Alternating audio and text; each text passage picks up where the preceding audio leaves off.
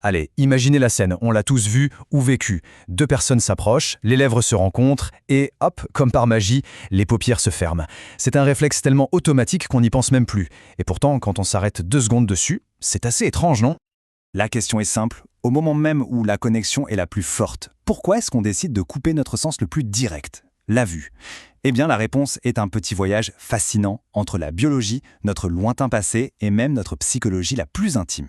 Bon, commençons par le commencement. La première piste, elle nous emmène directement à l'intérieur de notre crâne, pour voir comment notre cerveau gère les choses. En fait, c'est une question de pure logique. À quelques centimètres du visage de l'autre, notre vision devient, un peu inutile. Tout est flou, on ne peut plus faire le point.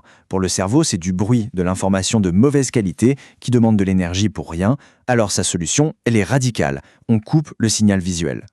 Et voilà ce qui se passe. Le cerveau, en bon gestionnaire, réalloue ses ressources. En fermant les yeux, il n'est plus distrait par des images confuses. Il peut donc se concentrer à 100% sur les autres sensations, comme le toucher ou le goût.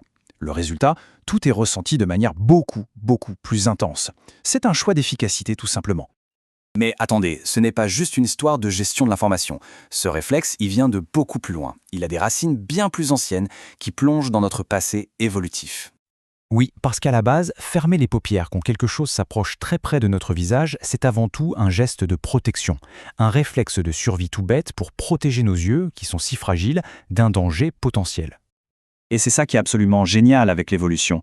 On a pris un vieux mécanisme de défense, un truc qui servait à ne pas se blesser, et on l'a gardé, mais en lui donnant un sens complètement nouveau. Aujourd'hui, ce geste de protection est devenu un symbole d'amour et d'intimité. Alors, le réflexe est peut-être universel, mais sa signification, elle, pas du tout. Parce qu'il y a une troisième couche qui vient tout changer, la culture. Et elle joue un rôle énorme dans la manière dont on voit ce geste. Chez nous, en Occident, la règle est claire, on ferme les yeux. Le cinéma nous le montre, les romans nous le disent. Garder les yeux ouverts, c'est presque un peu bizarre, ça peut même être mal interprété. Mais attention, ce n'est pas vrai partout, loin de là. Regardez un peu cette diversité, c'est passionnant. Et chez les Inuits, par exemple, lors du kunik, ce fameux frottement de nez, le regard est une partie essentielle de l'échange. Dans d'autres traditions, comme dans la Grèce antique ou en Inde, le baiser pouvait être vu comme un échange spirituel, un partage du souffle vital. Et là, le regard avait une toute autre importance.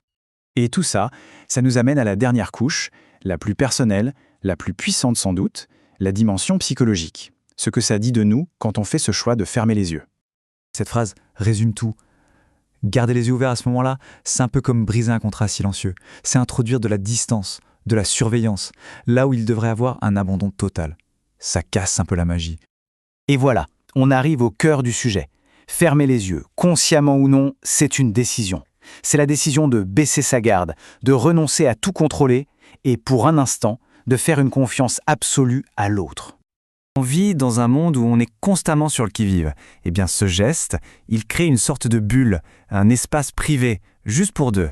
C'est l'un des rares moments où l'on choisit d'être complètement vulnérable, en faisant le pari que l'autre le sera aussi.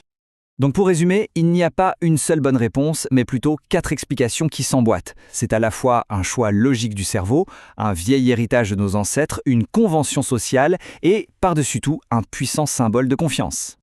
C'est fou de se dire qu'un geste si anodin en révèle autant sur nous, non? Sur notre besoin de se connecter à l'autre, sur notre capacité à transformer un réflexe de survie en un véritable acte de foi. La prochaine fois, est-ce qu'on y pensera? C'est une question qui nous vient tout droit du blog « Tu savais, ça ?», qui prouve bien que les informations les plus inutiles sont souvent rigoureusement indispensables.